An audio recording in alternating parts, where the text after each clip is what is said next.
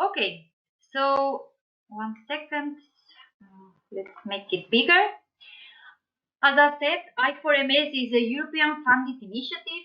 It started 7 years ago now, and the main objective of this initiative was to facilitate the access to innovative technologies to European manufacturing SMEs. Okay, there is the focus of I4MS is mainly on SMEs, and the idea is to support the early adopters in accessing new technologies that are developed by the projects that we will be presenting today to you, and how do those projects support SMEs. From one side, they provide access to competencies, okay, because they have in their activities actions related to mentoring, also how to implement the technology solutions that those 4 projects have developed, also to provide access to innovation networks and also best practices. And also one of the core activities of those projects has been to deliver financial support to SMEs. Okay. So currently there are 4 different projects in 4 different technological verticals that has been in charge of supporting SME in the implementation of those different technologies. One is cloud factoring, represented by Andreas. The other is robotics, represented by Angelos from I4MS. Ulrich, that will be presenting Amable on additive manufacturing, and Antonio, that will be presenting MIDIH, that is supporting on cyber physical systems and Internet of Things. For this phase 3 that is now getting to an end, there were 34 million allocated, and well, out of it, 50% was distributed among SMEs via cascade funding and also innovation services. Okay.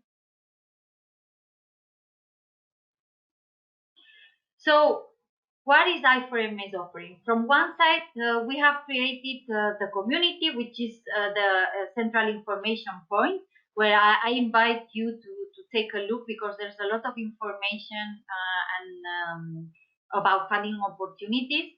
Also, there are some conclusions from different training sessions that we have been delivering throughout these years, such as how to access to private funding or different activities that you can find information there.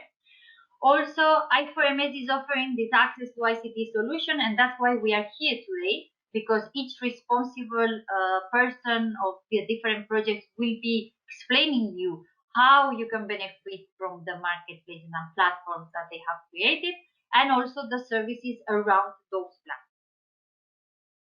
We also have the application experiments, which are the best practices, and today here represented by Luca. I was saying that he was a former beneficiary of I4MS, and you can find it either in the community. Also, we have a very nice brochure that is updated with the best practices. Those SMEs that really succeed in deploying those technologies in a real environment. But what is important also of these application experiments is that they give clear ideas on how technologies can be applied in the different factories, in the different manufacturing environments. Okay. Something that is important is that I4MS is not related to any sector. Is open. There are, for instance, from the automotive sector, from the textile sector, from the energy sector, solar panels. So it's a very there's a wide range of best practices. And also we have developed a training catalog that is just a collection of different training offers from digital innovation hubs around Europe, and also the 4 projects that have been driving this third phase of I4MS. Okay, so I invite you to take a look, because you can get a lot of clear ideas on how the technologies can be applied, also funding opportunities, not only within I4MS, but others, and that might be of your interest. So today, as I said, the main asset that comes out of I4MS is this ICT solution that has been developed by each of the projects. So I don't want to take more time on it. I will invite the next speakers to present them, and also the brochure. The brochure that you can find in the I4MS website. Okay. Hello, everyone. Is everyone seeing my screen? Yes. Okay. So hello, welcome from my side as well. We were one of the experiments within the initiative, and we were also winners of the I4MS Disruptors Award that was this year in Madrid. And I'll just schedule my talk a little bit around the following topics. So I will spend about 5 minutes telling you what we actually do so that you understand the concept. Then I'm going to spend a couple of minutes showing you what we did within the experiment, and then further on I'm going to share what was our experience with the I4MS initiative and the Fortissimo experiment where we were part of, to kind of give you what are the benefits for SMEs to participate in such programs. Where first of all, let's just say that we're a high technology company focusing on electric mobility, and what we are doing is the next generation of electric powertrains, which don't use any transmissions, gearing, or anything, and they're embedded directly into the wheel of any kind of a vehicle, which means that if you take off the wheel together with the tire from your car, you normally see inside there is a brake disc. What we do is we just put a motor on top of that, so something we put between the rim and the braking system. If you imagine, that is pretty much revolutionary when you consider how much space in a car you save, and it can be dedicated to other elements. Either you have more space for the passengers, or it's a lot simpler to build, or in the end you might have more space for the battery and thus have an increasing range or similar. A little bit about the company. So we've been active since 2003. The roots of the ideas and all the science behind it go back to the 1980s. Formally established in 2006 as an SME. We grew really slowly, as you can imagine. We were dedicated to pushing it through different cycles. So on the top left, you can see that we started off with proof of concept, smaller motors, and then continuing to be the best, both technology and the best in class provider globally in the world.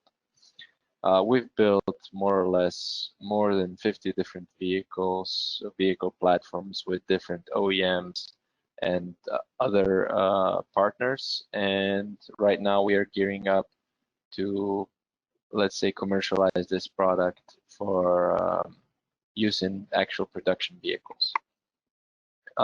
We do have a global presence, but our R&D is based in Slovenia, in Europe, and more or less we still have a R&D predominant team compared to a large production company that would churn out hundreds of thousands of these products.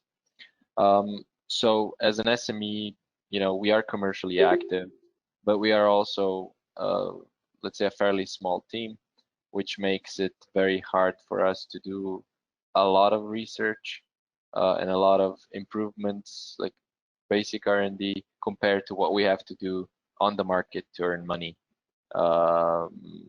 and support the market with our products.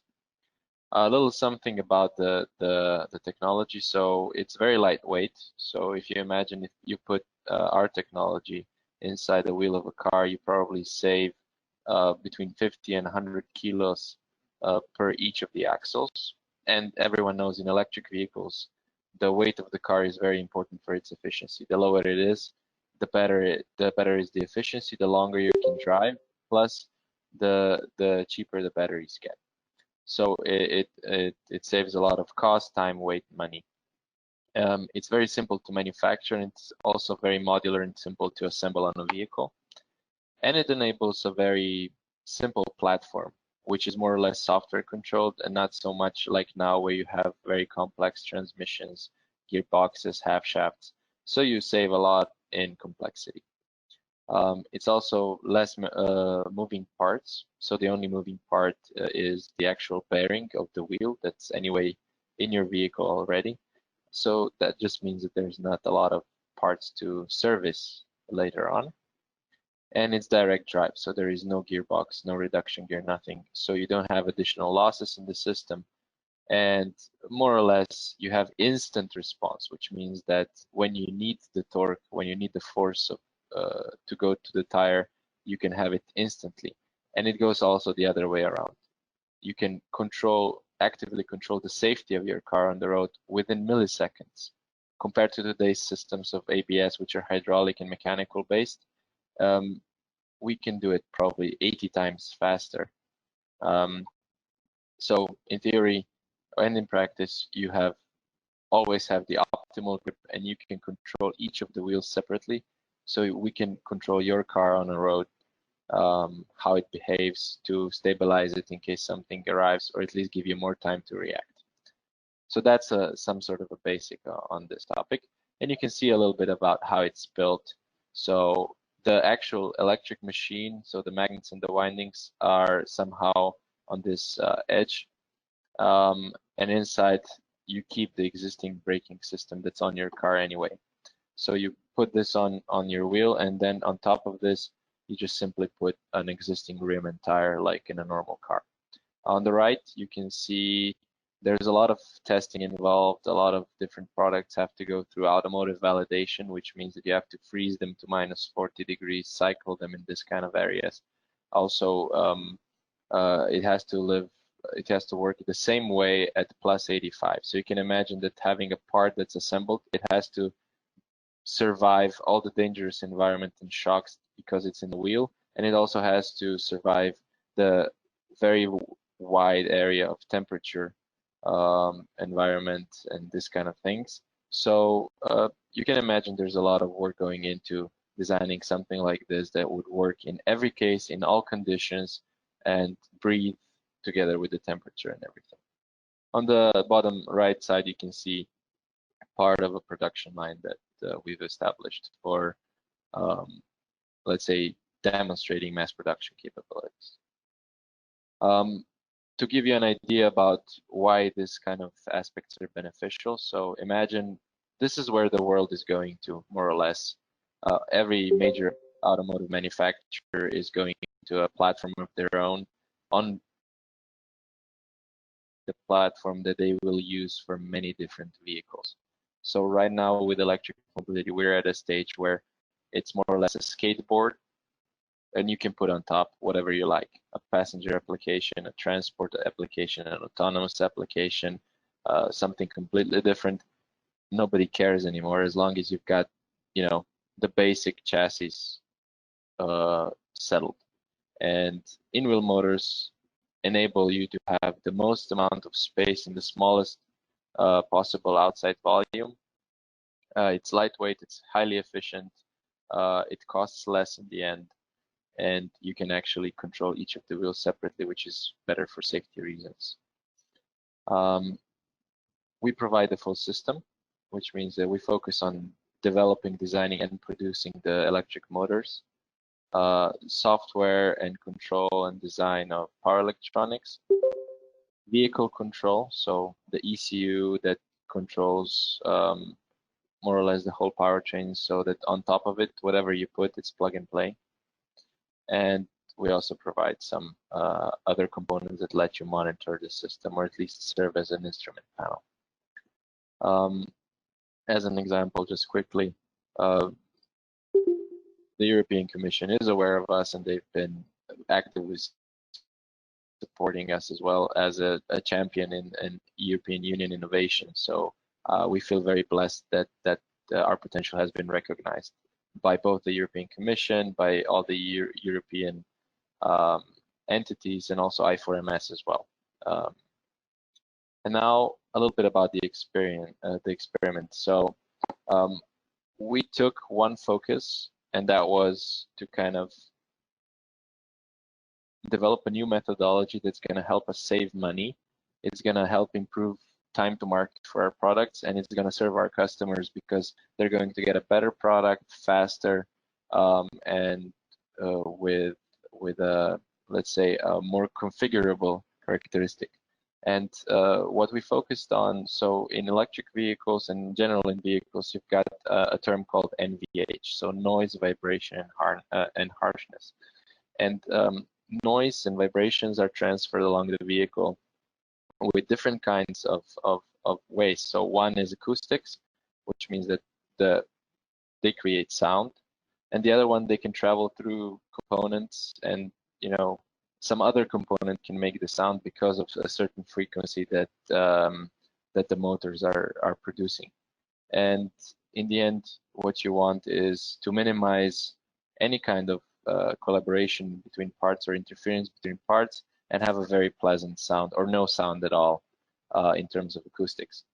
Now, if you imagine how a typical process like this looks like, is, well, there's a lot of physics involved to figure out how the product is going to behave in real life. And how it was used to done was there was a lot of thinking, then there was a concept, you'd make a prototype, you'd measure it and see how it works. And then you'd probably do 1, 2, or 3 different types of simulations before you build the product, kind of try to cross-reference those, and then again, build a product, test, and see how you do. And what we've developed is exploiting new ways of digitalization and other technologies that are available to any kind of company that's developing products. And we built up a system where we can connect all these different simulations, so multi-physical, so electromagnetic, structural, NVH, and others, into a single system, and create a methodology to run it in parallel on a supercomputer, which then allows you to not make any prototypes until you are actually sure that what you do is going to be pretty much what you want to have. That, of course, computers can run 24/7. They have multiple cores. They can spit out the solution fairly quickly and let you spend money and time on building only the solutions that are actually, needed, instead of some intermediate solution that you want for testing. Now I'm going to focus on the results of the experiment, and then we're going to talk a little bit about I4MS. So in our ways, we had some goals, what we want to achieve. So definitely for us, not just our customers, but for us intrinsically as a small company, it's always important to decrease the development cost and increase efficiency. It's also important that you are first on the market, that you're fastest on the market, and that you have something that is better than everyone else's. And so all of these things combined essentially accelerate your innovation and also market potential. And again, this is what comes back. So the more you can do that better, the more the customers return to you, and the more business you have, and you're growing, etc. And in the end, hopefully you're not an SME anymore, or at least you're an SME with a very high profit margin. And you have very happy customers because you're delivering a lot more than what in value than what other people can offer. So those are the main aspects. And what we found from this experiment, it was a Fortissimo 2 program, if I'm not mistaken. So this was under the umbrella of I4MS. We have digitalized our development methodology. So we created the methodology and wrote the software for it, combined everything, and then launched it on the supercomputer. That enables us to have a 10x shorter cycle time to do an optimization on a product. It has increased our competitiveness on the market because now we can do let's say optimizations on any of the products that we do with the same methodology, probably 80% faster, or even more. And time is money in the end, so you don't have to build any prototypes, and you also don't have to spend a lot of engineer time to actually, or R&D time of people to focus on evaluating some solutions, to think, because now they can think about more important stuff, and the computer does its thing. So there's also a substantial saving in the cost of design. And then there's a third option, there's a third component to this, which is a little bit more intangible, but you have better products on the market and they're there faster. And customers, they want the best, especially in a high technology, high growing market like ours. There's a lot of pressure, to deliver customer value, and the more value that you deliver, the better your business does in the future as well, because they're happy with you, and you can focus on making them happy and talking about the right things, because your products are perfect, or at least near to perfect when it comes to what the customer is expecting. So from this point of view, it was a complete success, the project, and we've also since we implemented this into our standard development process. So we're pretty happy with what we've gotten out of it. And now I'm going to talk a little bit about our motivations. Why did we do this together with I4MS and under their umbrella? So you can understand what kind of benefits you can have from that. So firstly, it's really important to know that from our side, you have about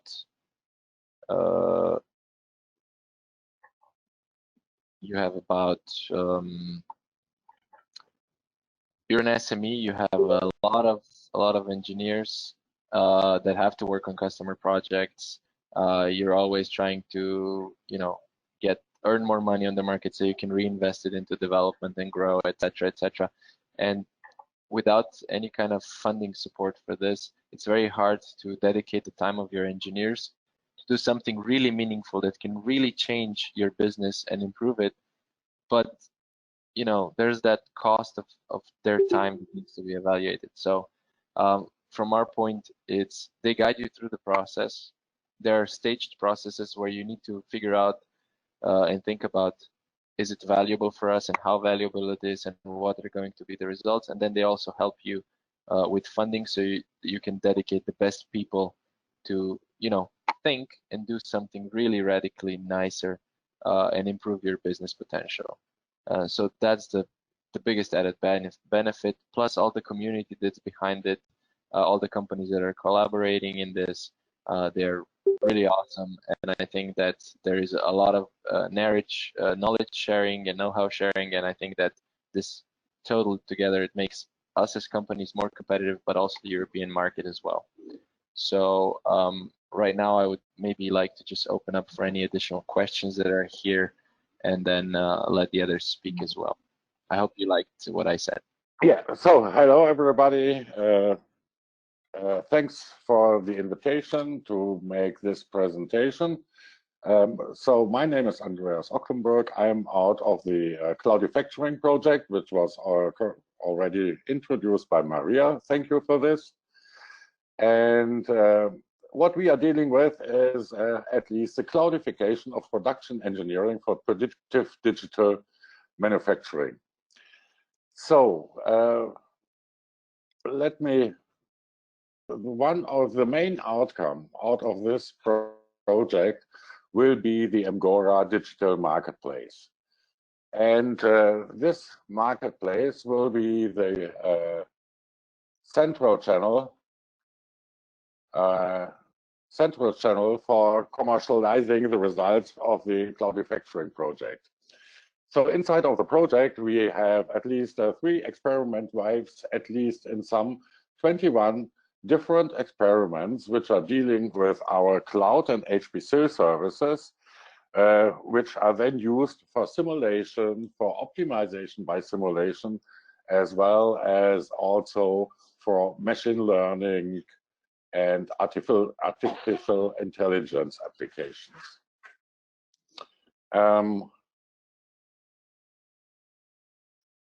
So again, the marketplace will also deal with visual analytics software for big factory data running on our infrastructures, and also with additive manufacturing tools like point aligner and other helpful tools, which will then support the users of the marketplace in their daily work.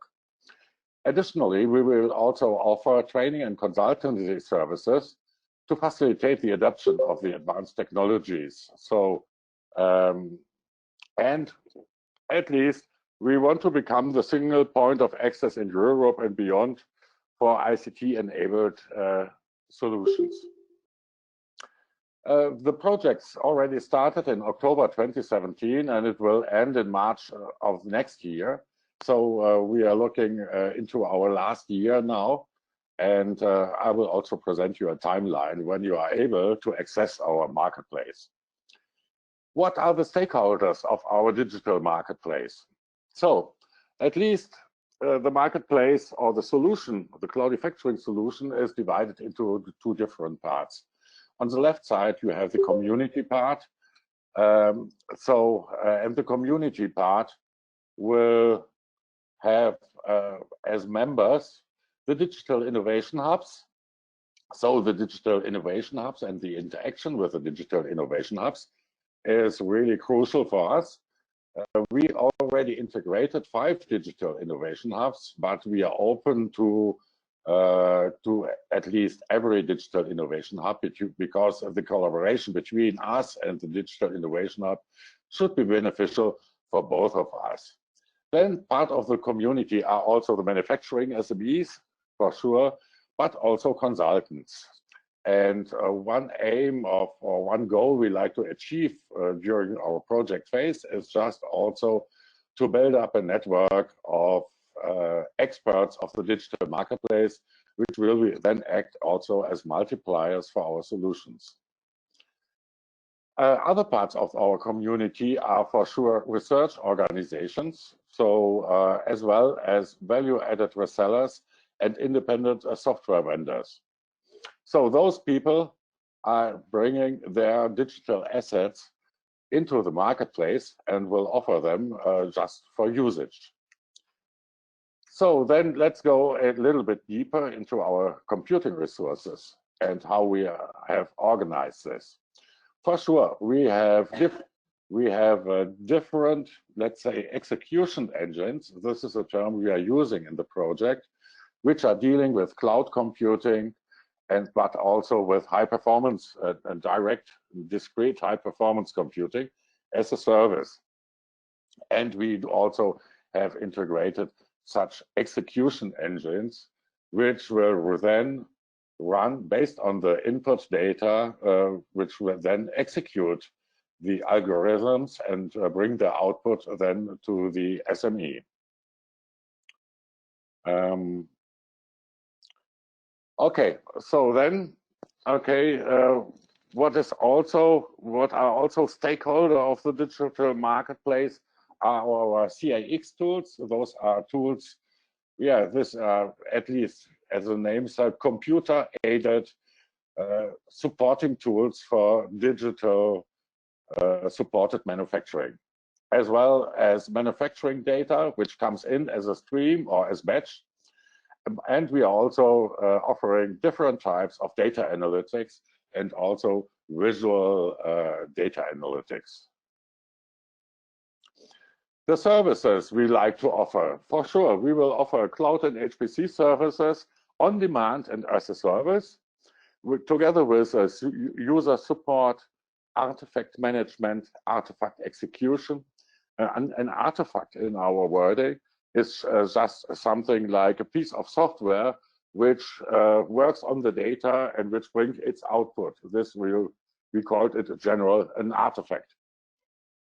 such artifact creation will be also supported on our platform, and for sure resource management. But we also offer financial services like accounting, billing, payment, and statistics. Means our marketplace is quite more than a showroom for example solutions, but you can already buy their solutions or ask for modification of solutions just to integrate this kind of service into your company. Let's say in this way. For sure, we also provide user account management, security services like authentication, authorization, data protection, privacy management, and trust management. So we put a lot of emphasis also on securing our marketplace. But beyond such concrete services you are able to buy, we also provide community services like an internal blog, like a matchmaking area, collaboration opportunities, professional networking, and also a forum just to facilitate the community. We also will offer information services like presentations, regional infos, webinars, press releases, and newsletters, just to keep our community informed and up to date what's going on the digital marketplace. Here, just a brief structure of our CFG solution, of our marketplace. Let's go from bottom up. At the bottom, you see those execution engines. We do have the SMEs executor. This is dealing with HPC computing, where you can execute your artifacts and we are able to compute. This comes out of the Cloudflow, which was a project before. Again, we also do have, sorry, because there's some noise in the background. Yeah, okay, we have the Cloud Broker platform executed. Okay, is there any problem? Maria? No, please continue. I was trying to mute the person. Okay, and we will have also additional executor engines, which builds the bridge between the software and the computing resources.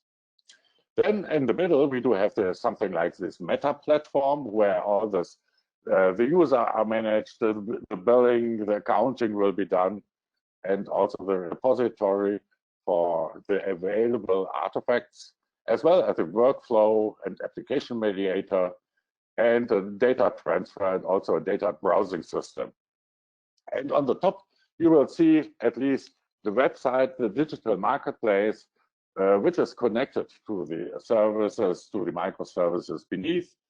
And this is a main entry point for you just to go to the community or just to enter the marketplace. And you will also, after you put you identified yourself against the marketplace, you will also get something like a My Agora, which will be something like your cockpit for your used artifacts, for your builds, and everything which is related to you and to your organization. Okay, this is just a first view into the marketplace, which is currently built up. This web interface, and you see those three. Let's see those two main areas: the community area and the marketplace. You see it now in the black and white mode. This is at the moment our development mode. For sure, it will be a little bit more colorful and a little bit more designed when it will be published. So this means the marketplace and also this kind of services isn't available yet. Okay. So next slide. Here you see some example solutions from the marketplace. So for example, the data twin-based and fog computing-driven proactive control and maintenance in laser-based manufacturing. This is one of our experiments which extracted its solution and will provide the solution in our marketplace for other SMEs. And you also see another use cases here, which are just listed, which will be helpful for manufacturing SMEs in their daily life. So these, sorry for this, here you have an overview of our first two waves of experiments, and as you see, we have a quite huge range of different solutions, which will be then the outcome and will be then presented in the marketplace. So it was from optimizing solar panel production up to designing and optimizing electrical drives, or for example, cloudified analysis of multisensorial data for optimized manufacturing. So there's a huge range of solutions which we are able to present in our marketplace. And here now the roadmap for the publication of this MGORA digital marketplace. So today we are just here, and in July, so means in at least in 4 months, the MGORA digital marketplace will be publicly available. The next step in our agenda will be that in December this year, the MGORA digital marketplace will be publicly accessible. The difference between those 2 points is, okay, in July you can enter the marketplace, you can go there, but you are not to you will not be able to execute things there. It's just a little bit more than a showroom, which will be offered in July 2020. But in December, you are able also to execute there, maybe small problems, and just to test the power of this marketplace. And then in April next year, 21, the digital marketplace will be commercially launched and marketed. So from April on next year, we are offering concrete digital service which can be bought on the marketplace. Yeah, this is at least all from our side, let's say. So the project, again, the project is coordinated by Fraunhofer IGD in Darmstadt, and it's led by Professor André Stork.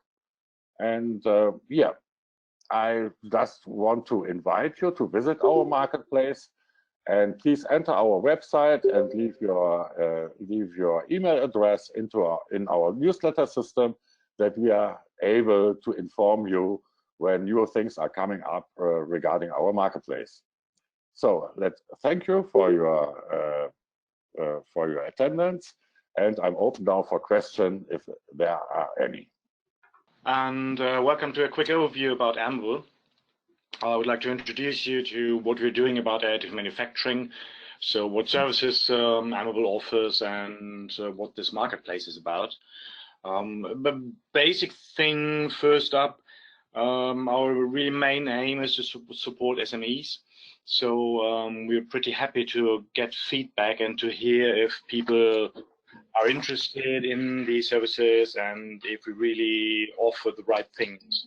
So if you can come up with anything that you do not yet see on our offerings, then please let us know. You guys will all know that laser powder bed has been around for some time. So that is using metal powder in a machine melted by a laser in order to create a product. You see here on the screen, when the basic patent came out in 1996, it was based on brass sintering at that time.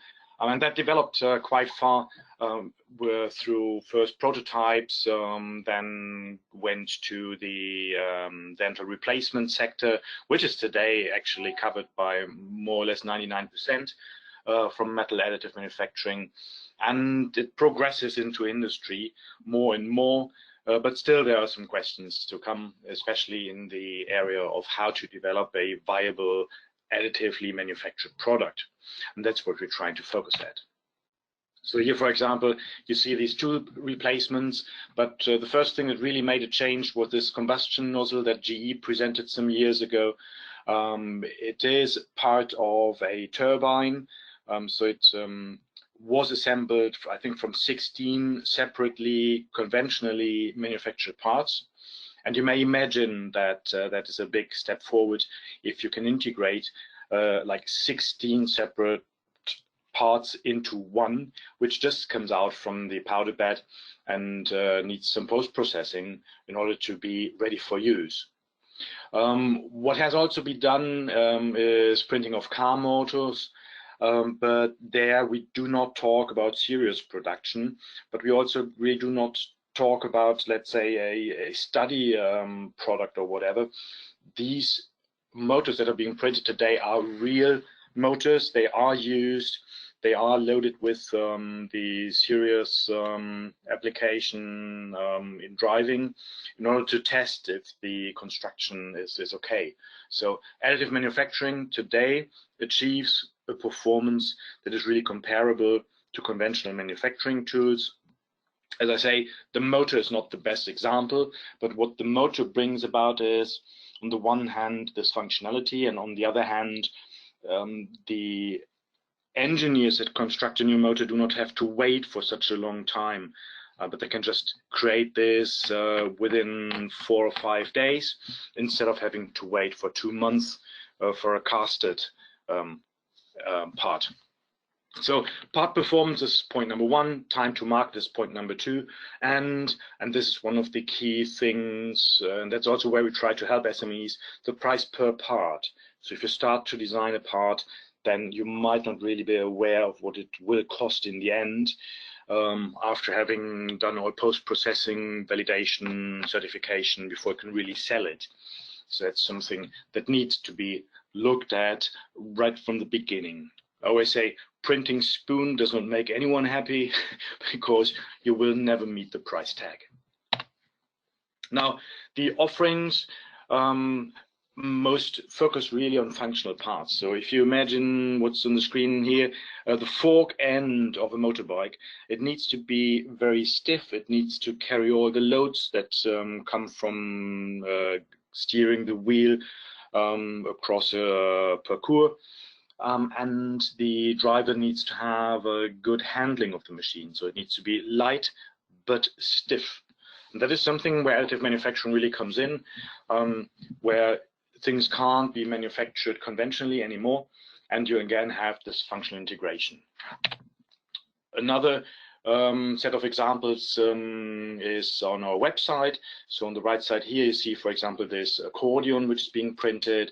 This can be adapted to small children, so an individual accordion, for example, or for handicapped people. So you could turn the keys so that the person that wants to play the instrument can really play it. So a number of advantages that also require additive manufacturing, because you would not be able to produce that by serious production at the same price tag. Another thing you see on the left is the printing of head protection. So you see here some experiments on structures, because the guys that use this here in this is definitely the plastics printing process, but the people who currently look into this just experimented on different structures that can be created on a computer, that also can be printed, but it's difficult to really pre-estimate on the performance that this part will have in the different load cases. So that is something that can be done on experimentation level to see how well these printed parts then sustain the required testing. You again see there 4 bullets. The first thing is design, then construction, then print and finish.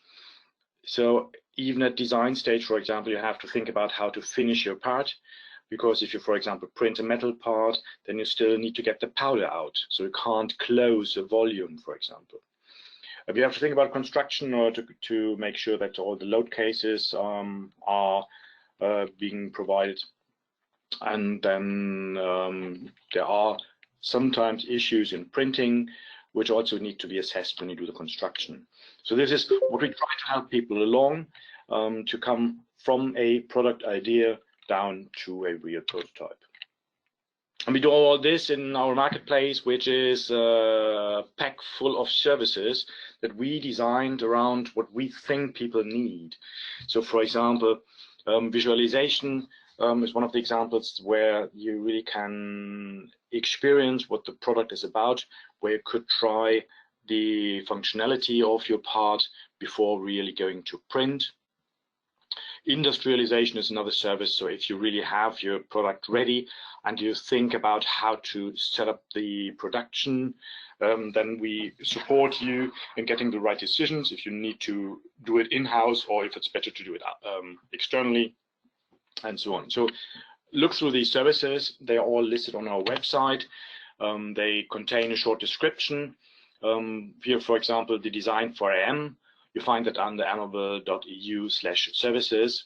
And this design for AM aims to achieve a cost-effective design. So to have a design which has a, let's say, limited amount of post-processing, or the minimum amount of post-processing, and that can be printed quickly. So it doesn't take too much time in the machine to be printed. And it wants to de-risk the build. So for example, to orient the part in the direction that it doesn't distort too much. So it's very much about looking at the downstream problems that could come up, and experts are sitting down together with you in order to support you to think about the right issues and to tackle them as early as possible. This is how it looks on our website. So you have all these services listed there. We just created a new one. This is materials. So if you have a question around which material would suit best the process and my product, then you can also book this service. There has been actually a request from someone who has a high temperature application and who didn't find a suitable metal. So this guy, for example, will be offered a study on taking up the parameters that are required for his product, looking into the material databases, and try to find a material that can be printed or perhaps develop a new one. You have two options.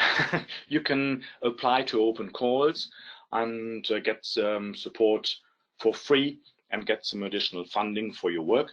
But you can also request an offer. So all these services we're currently offering are also available on a commercial basis. So if you press this Get Your Offer button, which is currently there on the screen, then you will have a short questionnaire on what your specific case is, and then we will tailor a service or perhaps recommend the inclusion of another service in order to tackle your challenge. We have one topic that is sitting also within Amable, where we try to support people in exchanging data. So some people just trust in cloud services. They just upload their data into a cloud and hope that the one who should receive it will receive it at the end. But we want to go one step further. So the idea was to offer a possibility to document your data. So if you, for example, sketch your idea on a paper, you scan it, you create a PDF from it, then you can go along and create what we call a hash key, so like a checksum of your PDF file. And you can store this into what we call the Amable digital data chain, which is blockchain basically. So you can document that you had this PDF document in your company at that time by just uploading this hash key. So you don't have to share the data, but only this hash key, where there's no real information about the PDF, but it identifies your PDF file perfectly. So at any later time through the development circle that you see here, For example, if you have a simulation, if you change some specifications for your product, or you change the construction, you did the simulation again, and each time you can take one of these result files or one of your description files, run it through this hashing algorithm, and file this hash key then into the blockchain. So again, at any later point in time, when you go to someone to claim, you can still prove that you had this data. That means that your data can stay with you, and we have these Amable IDS connectors which do a one-to-one transfer based on your service contract. So if you have a relationship to a service provider, you want to run a simulation, then you can make sure that this data is transferred securely through an encrypted channel from you to that service provider. And the content of that file is also be checked through this hash key, so it is compared and ensured that the file is completely transferred. What options do you have? You could apply for our open call. This is still open for, let's say, a week, if you take the weekend within. So it closes at the 1st of March, 1700 Brussels time. And there are two options that you can apply for. The one is feasibility study experiment. This is at low TRL, so really an experiment in its best sense. You can try out your construction, you can try out a print, you can try out whatever you need in order to validate that your idea is viable. It should last less than 6 months, and you only need to write 4 pages, and that already includes templates for calculation of your efforts and state-of-the-art and implementation plan. The other option that you can use is the best practice experiment. So then you have to write 10 pages. You need 2 partners. So a supplier, so a classic one company that will provide the product in the end, and a user, or what we call user. So the first one who's going to, let's say, buy this product, and this company needs to play the role of, say, giving you guidance on the specifications of such a product. So if you want to have any more insight into that, please go to our website. There under /calls you find more detail about this open call. You can also scan the QR code that is here on the right, or you can register for our newsletter to see what comes up. So there will also be some future open calls in the next time on these experiments and also on idea pitches. So that's it from my side for today. Of the participation, as Ulrich mentioned, this is the opportunity to apply to these open calls that the different innovation actions or projects are opening. So I would like to show you one example of this application experiment represented by Luca. So you can go to the I4MS website and click on the community site, and you will find the information in the community where we have all the videos and all the information about the success stories. And I had everything prepared in advance. So I will share with you the video of Luca, where he is also explaining their experience participated in I4MS. And hopefully, I don't know, you can hear it? Can you hear it? No. Okay. Okay, for some reasons it cannot be heard. So what I will do then is I will leave you this in the chat, because otherwise it would be difficult to follow.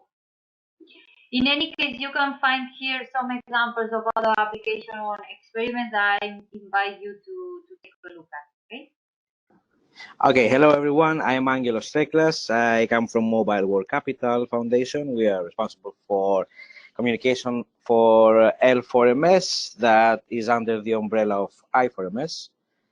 Stands for Logistics for Manufacturing SMEs, and L4MS is an acceleration program that aims to help European manufacturing industry to adapt new technologies faster and cheaper. So L4MS helps small and medium-sized manufacturers and automation providers in Europe to improve their factory flow logistics using advanced technologies and robotics. We're offering companies an industrial Internet of Things platform that is called OPIL to help increase connectivity between the equipment of the factory.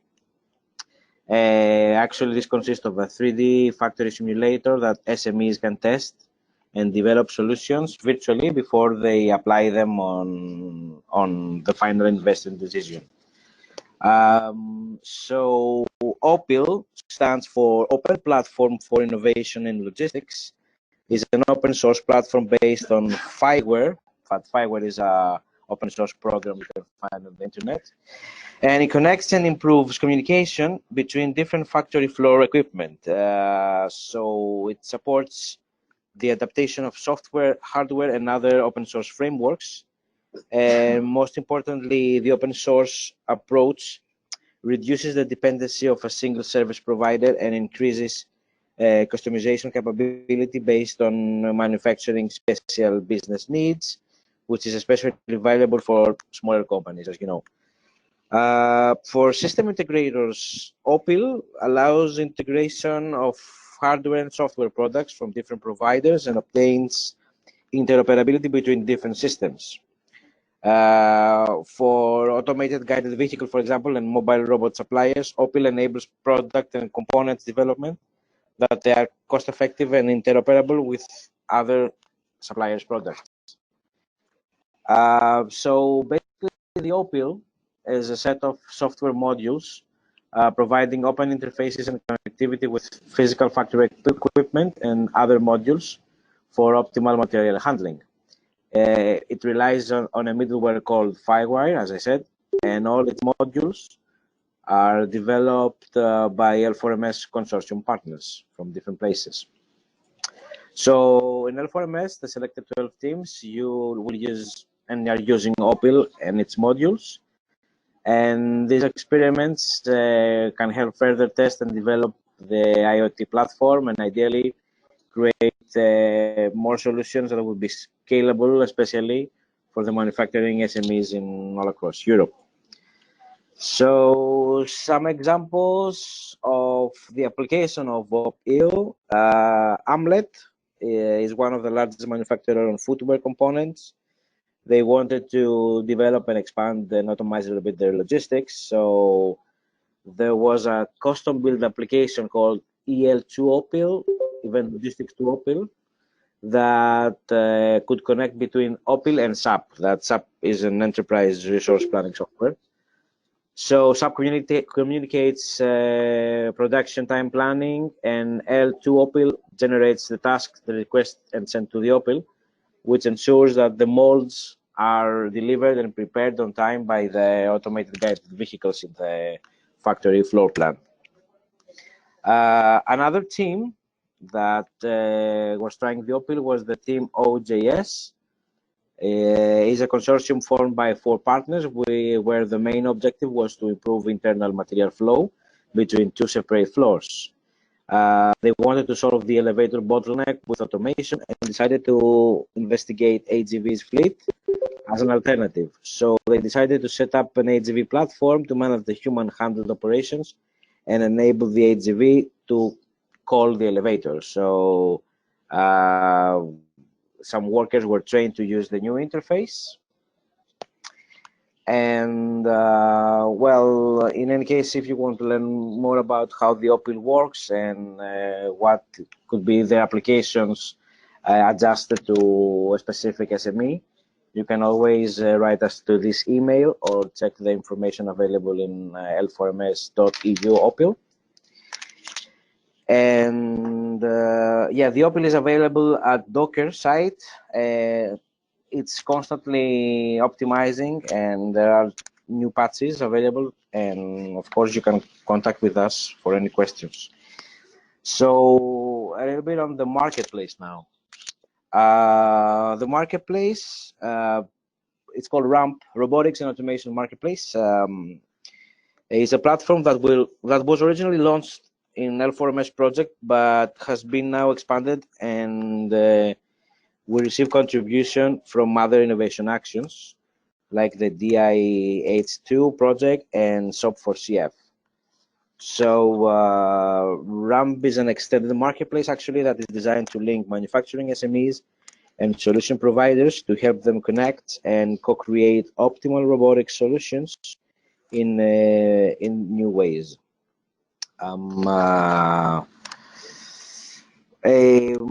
That's the main frame that interconnects RAMP with FiWare and the OPIL, and actually the RAMP Internet of Things infrastructure relies on open IoT platform running on servers with access to cloud storage and computing, connected with robots, sensors, ERP systems, and other equipment to communicate with the FiWare middleware. So RAMP should provide an interface to tools that help improve the performance of factories, both from business and technological point of view. These features were piloted at VTT, Finland, through the three projects where manufacturing SMEs can experiment with agile production and logistic technologies, including the IoT platform of OPIL. So after the pilot stage, we will continue to explore different opportunities for the final commercialization of the marketplace. And these are some of the features we're currently working on production of some data visualization tools, the station audit, fundraising readiness, a little bit of logistics improvement. So concerning the features from I4MS, logistic improvement helps manufacturer describe visually the desired material flow in production and receive budgetary offers from RAMP solution providers, and then the factory dashboards that can view the performance of your factory using production floor sensors and equipment data. The features of the DIH2, I would say it's more business orientated. So digital audit tool is a service we are testing with manufacturing SMEs to access their factory production from business and technological development, and how the companies are currently positioned and where they want to be, let's say, in 3 years. Also, the fundraising tool helps small and medium-sized companies to find the right fundraising strategy for them, which will be especially interesting for those seeking to scale up their businesses after investing in the technological development with the DIH2 project. The features for SOP4CF now. SOP4CF is a 4-year project that started recently and focuses on human factors and safety in factories. This project will actually offer funding to experiments to develop various applications on RAMP. And as I said, yeah, it launched recently. So that's all from me now. Thank you very much. For any technical questions, you can refer to this email, helpdesk@l4ms.eu. And also, RAMP is currently testing. We are receiving feedback from users. So it is possible to register as a test user and take a look. And any feedback would be very highly appreciated. So thank you very much. So good afternoon to everyone. I'm Rosa Maria Magnaci from engineering. Engineering is one of the members of the MIDIH project consortium. And today I'm going to introduce briefly the MIDIH project, the idea behind the MIDIH one-stop shop marketplace, and the way to realize this marketplace and make it available. So some information about, some information about the project. So MIDIH stands for Manufacturing Industry Digital Innovation Hub. Innovation for manufacturing SME. The project carries on with 2 iteration open call that will help achieve a critical mass of cross-border experiments.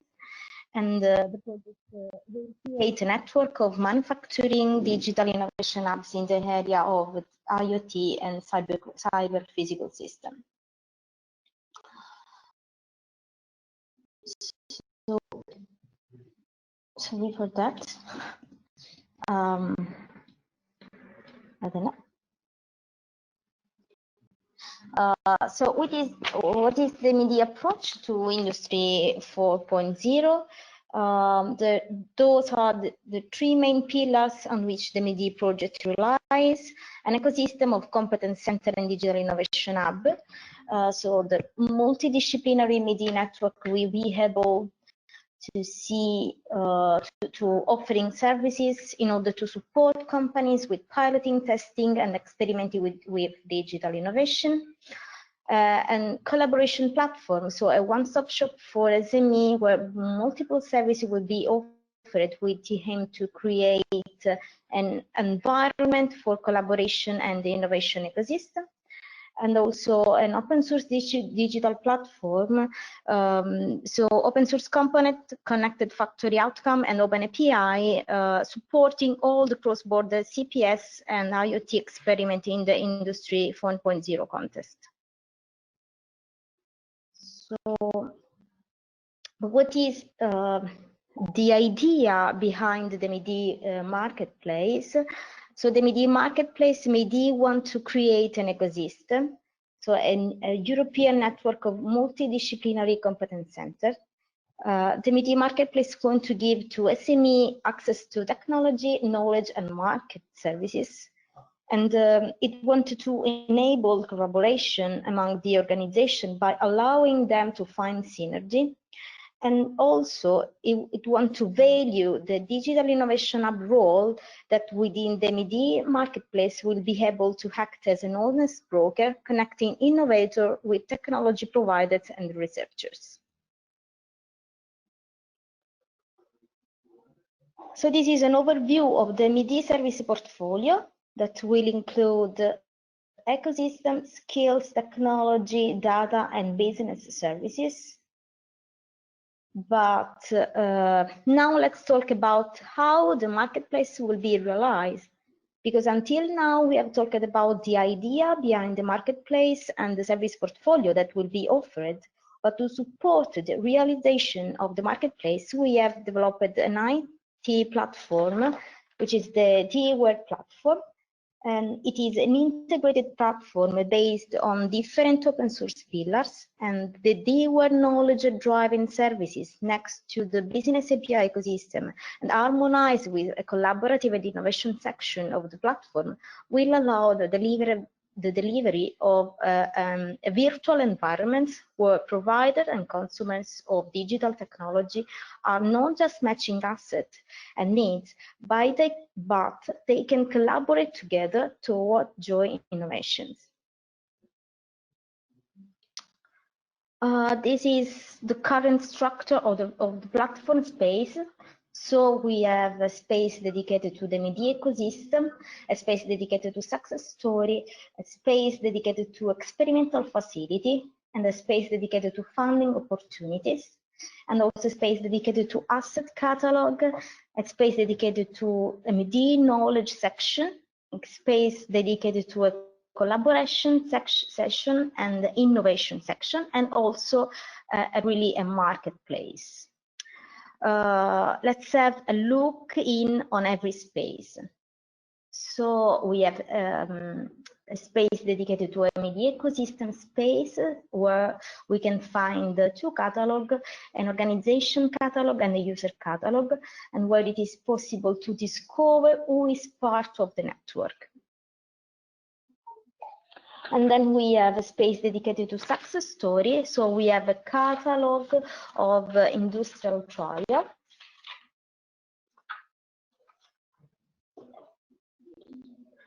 And we have a space dedicated to experimental facility. So we have a space dedicated to pilot plants. So it is possible to integrate research and innovation process in real life and controlled environments. Then we have a catalog of funding opportunities. So it is possible to find opportunities in research and innovation. Then we have a catalog of IT assets. So it is possible to discover technological solutions and components. And then we have a space dedicated to the knowledge, so where it is possible to find out the most relevant resources shared by the MIDI partners. And then we have a space to collaborate, so share experience and interact with the rest of the community. And here we have blog discussion and event matchmaking application. And then we have also a space dedicated to the innovation, where it is possible to create, share, and manage your innovative ideas in a collaborative way. And we have an idea management system and also wake up and multiples application. And also we have a space dedicated to the marketplace, where it is possible to access to free or pay-per-use products and services. This is just an overview of the platform. I'd like also to look at the roadmap that is guiding the development of the platform and the delivery of the marketplace, obviously. So we are going to release the second version of the D-Web at the end of February. After that, the MIDI consortium will start with the content population phase. At the same time, we will collect feedback and continue with the platform development until May, when we plan to release the third version. The MIDI marketplace has to be ready and available by the end of September, and then it will be available for everyone who wants to join the community, as provided for by our exploitation plan. So saying that, you can contact MIDI Consortium for every information you need, and also engineering for every question about the IT platform, so me or Angelo Martuglio. Thanks all. Okay, thank you all for being here today. Thank you to the presenters. I think we have a very clear idea of what are the benefits of participating in I4MS and what can all the projects offer to you, the services and also the expertise that they have. So again, thank you very much to all of you, and you can always find information in the website. Here, if you click to the community, you will be redirected to the community of I4MS, where all the information of today's webinar will be posted. Thank you, all of you, and well, we will see in events and also in other webinars. Thank you very much. Bye bye.